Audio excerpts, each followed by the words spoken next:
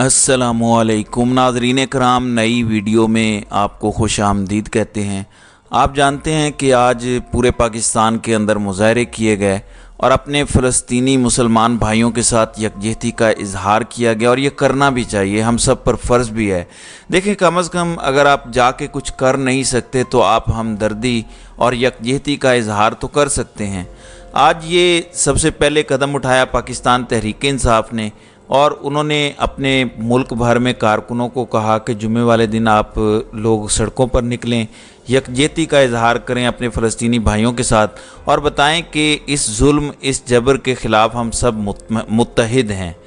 आज Lahore press club के सामने, कराची के अंदर, पेशावर के अंदर, पेशावर से हट के गिलगित बल्तिस्तान के अंदर, यानी मुल्क भर के अंदर इमरान खान की एक कॉल पर लोग निकले, लोगों ने अपना एहतजाज रिकॉर्ड करवाया।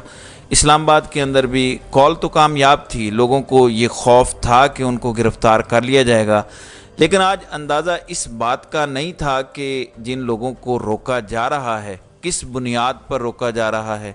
क्या जिनके ख़िलाफ़ आज मुज़ाहरा था उससे मसला है कि उनके ख़िलाफ़ मुज़ाहरा ना किया जाए? यानी आज पाकिस्तान से आपने पैगाम क्या दिया है? यानी जो जुल्म कर रहे हैं उनके ख़िलाफ़ ना बोला जाए, पैगाम तो फिर यही है। आज कोई सियासी एक्टिविटी तो थी नहीं, आज कोई सियासत तो हो नहीं रही थी, लेकिन आज लाहौर के अंदर लाहौर पुलिस ने पाकिस्तान तहरीक इंसाफ के लोगों को इस नेक मकसद से भी रोका, उनको गिरफ़्तार करके ले गए। कौन?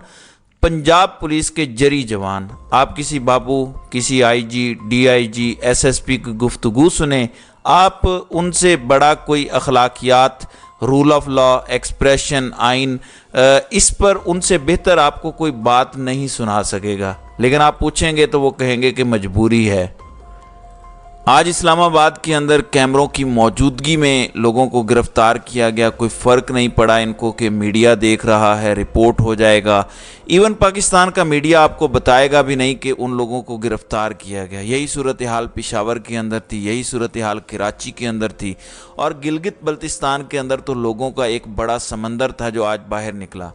अब सूरत हाल ये है, ये जितनी बाकी सियासी जमातें कोशिश करती रहीं, उनके नंबर आज गिन लें कि कितने लोग सड़कों पर थे। तहरीक इंसाफ जिसको खौफ है गिरफ्तारियों का, इवन आज वो तंजीमें, मैं नाम ले सकता हूँ उनके, कराची में, लाहौर में, बहुत सारी जगहों पर वो मुल्क में कलअदम तंजीमें हैं, उन पर मुल्क में पाबंदी लगी हुई है। उनकी ऐसी सरगर्मियाँ हैं जो आप जानते हैं कि किस किस्म की हैं। आज उनको भी इजाज़त दी गई, उनको भी इजाज़त थी, लेकिन अगर इजाज़त नहीं थी, अगर इजाज़त नहीं दी गई तो वो एक ही सियासी जमात है, यानी उन कल अदम तंजीमों को भी माफ़ी है, उनके गुनाह भी माफ़ हैं, लेकिन पाकिस्तान तहरीक इंसाफ पर गैर एलानिया पाबंदी लगाई गई है। लेकिन आज आपने तहरीक इंसाफ को नहीं रोका, आज आपने दुनिया को कुछ और पैगाम भेजा है। आज मशरिक़ वुस्ता में आपके मुसलमान भाई बैठ के देख रहे होंगे कि आपने क्या किया है। चलें, कब तक आप ये सब कुछ कर पाएंगे, कब तक ऐसा होता रहेगा? पाकिस्तानियों का काम था यकजहती का इजहार करना, सो उन्होंने किया। हम जुल्म के ख़िलाफ़ हैं, हम मज़लूम के साथ हैं और इंशाअल्लाह रहेंगे। इससे हमें कोई फ़र्क नहीं पड़ता कि आप कौन हैं, कहाँ से हैं, आप किस सियासी जमात के साथ हैं, किसके मुखालिफ हैं।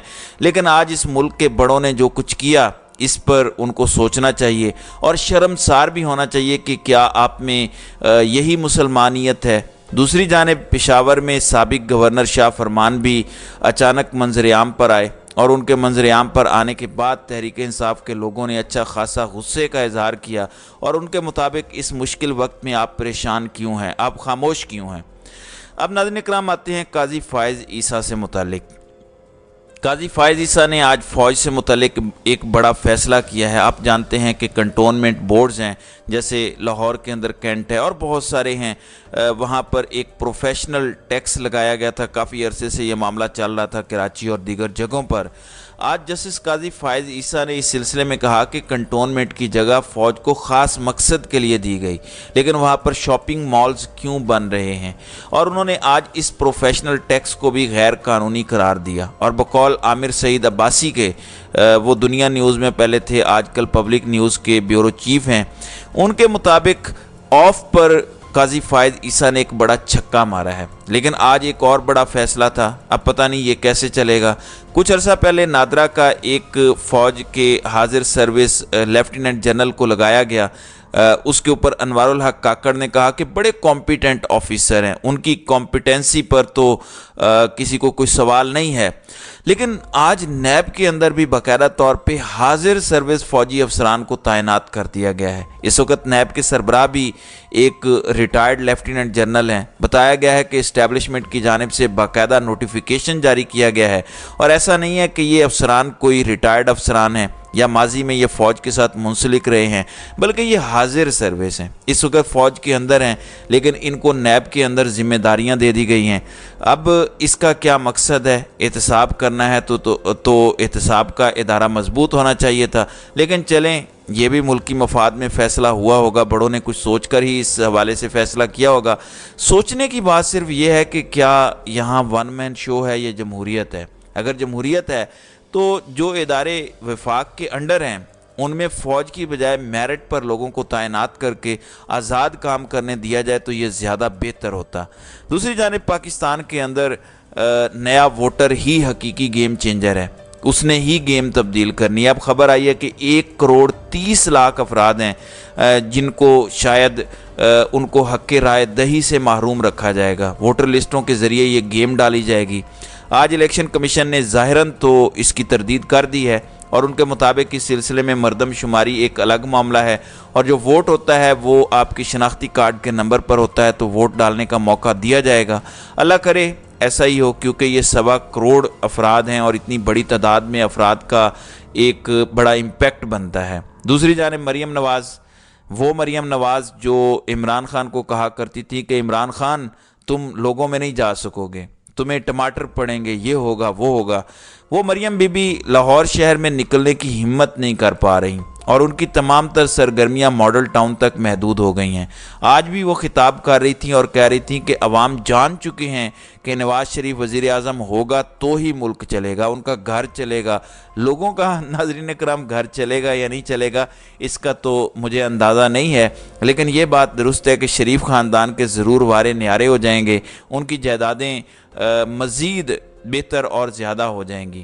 اب حسن ایوب آپ جانتے ہیں کہ نون لیگ اور طاقتوروں کے وہ بڑے قریبی ہیں، ان کا کہنا ہے کہ ذرائع کے مطابق نواز شریف کی حفاظتی ضمانت کے لیے اسلام آباد ہائی کورٹ سے رجوع کیا جائے گا، یعنی انہیں لاہور ہائی کورٹ پر کوئی زیادہ اعتماد نہیں ہے، تو اب اسلام آباد ہائی کورٹ میں یہ معاملہ جائے گا، وہاں پر جسٹس عامر فاروق بیٹھے ہیں، اور غالب امکان ہے کہ ان کی عدالت میں ہی یہ کیس لگے گا اور وہ خود اس کیس کو سنیں گے، اور یہ بھی غالب امکان ہے کہ وہ کیس اگر سنیں گے تو وہ اس بار فیصلہ محفوظ کر کے بھول نہیں جائیں گے، بلکہ ٹائم پر فیصلہ دیں گے، اور نواز شریف کو فوری طور پر ریلیف بھی ملے گا، انصاف بھی ملے گا، چونکہ ان کو اس سے پہلے بھی عدالت نے ہی باہر بھیجا تھا، اور اسلام آباد ہائی کورٹ نے کہا تھا کہ نواز شریف کی زندگی کی گارنٹی لکھ کر دیں۔